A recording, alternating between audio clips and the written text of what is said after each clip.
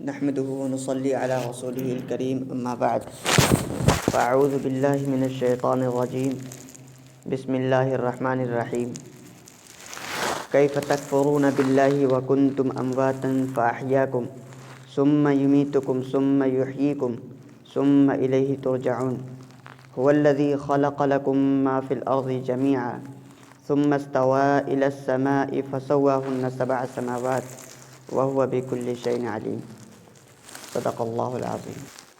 اس سے پہلے توحید کا ذکر آیا، رسول اللہ صلی اللہ علیہ وسلم کی رسالت کا ثبوت پیش کیا گیا اور منکرین قرآن کے شبہات کے جواب دیے گئے۔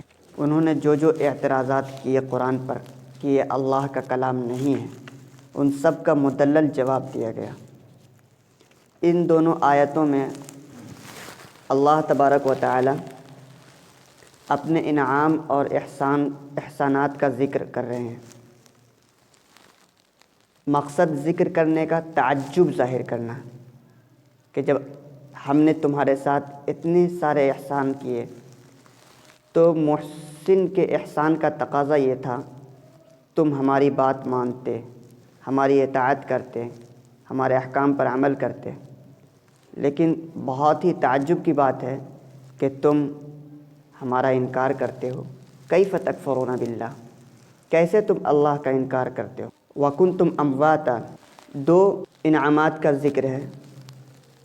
پہلا انعام جو خاص ہے، انسان کے ذات سے متعلق ہے، اور دوسرا انعام عام ہے جس سے ہر کوئی فائدہ اٹھاتا ہے، انسان بھی جانور بھی۔ پہلا انعام کیا ہے؟ وکنتم امواتا، تم بے جان تھے، ذرات تھے، ادھر ادھر بکھرے ہوئے تھے، لیکن اللہ نے اس کو جمع کیا، پھر اس کے بعد لوتھڑا بنا، مضغہ بنا، علقہ بنا، ہڈی کی شکل اختیار کی، پھر اس کے بعد اللہ تبارک و تعالی نے اس کے اندر روح ڈالی، فاحیاکم، تمہیں زندہ کیا، پھر تمہیں اللہ تبارک و تعالی موت دے گا، ثم یحییکم، پھر تمہیں زندہ کرے گا، ثم الیہ ترجعون، پھر اسی کی طرف تم واپس کیے جاؤ گے۔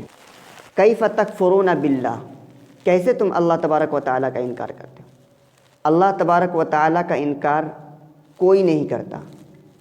آج بھی کسی کافر سے آپ پوچھ لیں کہ تمہیں کس نے پیدا کیا، وہ یہی کہے گا کہ اللہ نے۔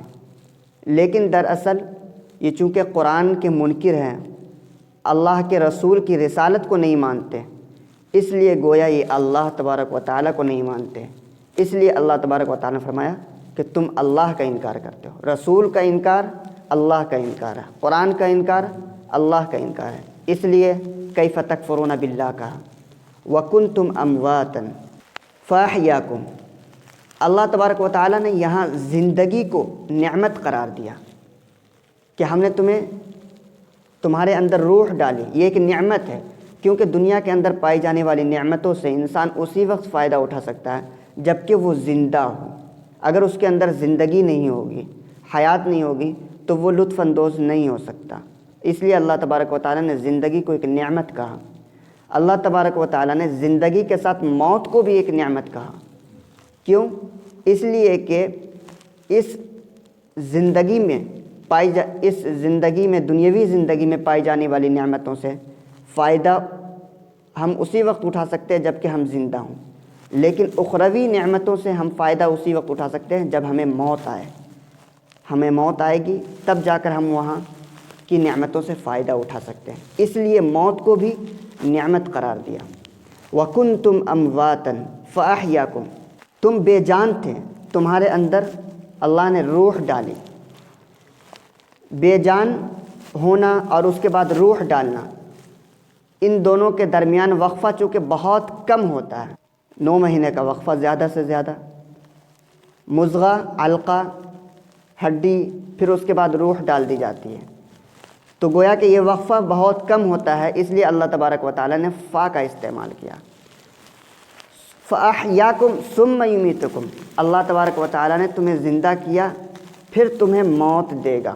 یہاں ثم کا استعمال کیا، یہاں ثم کا استعمال اس لیے کیا کہ زندگی کے بعد جو موت آتی ہے اس میں بہت وقفہ ہوتا ہے، تقریباً 60 سال 70 سال، تو یہ ایک وقفہ ہوتا ہے، اس لیے ثم کا استعمال کیا۔ اسی طریقے سے ثم یحییکم، ثم یمیتکم، موت دے گا یعنی لوگ قبر میں چلے جائیں گے، پھر اللہ تبارک و تعالیٰ دوبارہ زندہ کریں گے۔ یہاں بھی ثم کا لفظ استعمال فرمایا، کیوں؟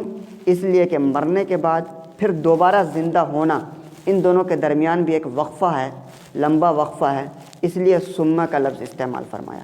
ثم الیہ ترجعون هو الذی خلق لکم ما فی الارض جمیعا، یہاں سے اللہ تبارک و تعالی دوسری نعمت کا تذکرہ کر رہے ہیں جو عام ہے، ہر کوئی اس سے فائدہ اٹھاتا ہے، خواہ وہ انسان ہو یا جانور ہو۔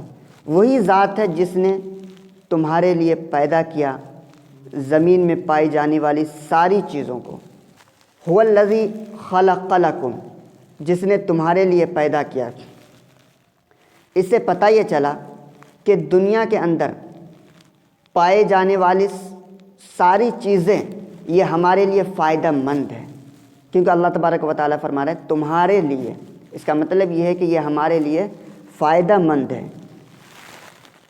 بعض چیزیں دنیا میں ایسی ہوتی ہے جو زہریلی ہوتی ہیں، تو بعض جانور بھی ایسے ہوتے ہیں جو زہریلے ہوتے ہیں، تو زہریلی اشیاء، زہریلے جانور اگرچہ ظاہر میں یہ ہمارے لیے نقصان سمجھ میں آ رہا ہے، لیکن اس کے اندر بھی ہمارے لیے فائدہ ہے۔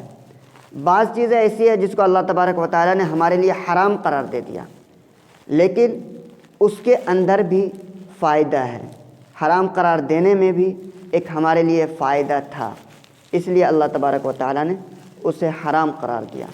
هو الذی خلق لکم ما فی الارض جمیعا، وہی ذات ہے جس نے تمہارے لیے پیدا کیا۔ اس سے علماء نے یہ مسئلہ نکالا کہ دنیا کے اندر تمام چیزوں میں اصل اباحت ہے، مطلب یعنی تمام چیزوں کا استعمال جائز ہے، بعض چیزیں حرام بھی تو ہیں۔ ہاں، قرآن سے جن چیزوں کے استعمال کرنے کو منع کر دیا گیا اب ہم اسے استعمال نہیں کر سکتے ہیں، جس کے بارے میں قرآن میں نہیں آیا کہ اسے استعمال نہیں کرنا ہے تو اس کو ہم استعمال کر سکتے ہیں۔ بعض علماء نے کہا کہ نہیں، دنیا کے اندر پائی جانے والی ساری چیزوں میں اصل حرمت ہے، یعنی ساری چیزیں حرام ہیں۔ حلال کون سی ہے؟ حلال وہ ہے جس کو قرآن و سنت نے حلال قرار دیا۔ بعض علماء نے توقف اختیار کیا، انہوں نے کہا کہ کیا حلال ہے کیا حرام ہے، اس آیت سے اس کو ہم ثابت نہیں کر سکتے۔ کیوں؟ اس لیے کہ هو الذی خلق لکم، وہی ذات ہے جس نے تمہارے لیے پیدا کیا۔ یہاں پر جو لام ہے یہ لام سبب کے لیے ہے، مطلب یہ ہوگا کہ وہی ذات ہے جس نے تمہاری وجہ سے دنیا کی ساری چیزوں کو پیدا کیا۔ تو اب یہاں اس آیت سے ہم کسی بھی چیز کے حلال ہونے اور حرام ہونے کو ثابت نہیں کریں گے۔ هو الذی خلق لکم ما فی الارض جمیعا، وہی ذات ہے جس نے تمہارے واسطے دنیا کی تمام چیزوں کو پیدا کیا۔ ثم استوى الی السماء، پھر وہ آسمان کا قصد کیا، یعنی پہلے زمین بنائی، زمین کے اندر پائی جانے والی ساری چیزوں کو بنایا، پھر اس کے بعد آسمان کو بنایا۔ سورہ نازعات میں آیت ہے والارض بعد ذلک دحاہا، زمین آسمان کے بعد بچھایا، زمین کو آسمان کے بعد بچھایا۔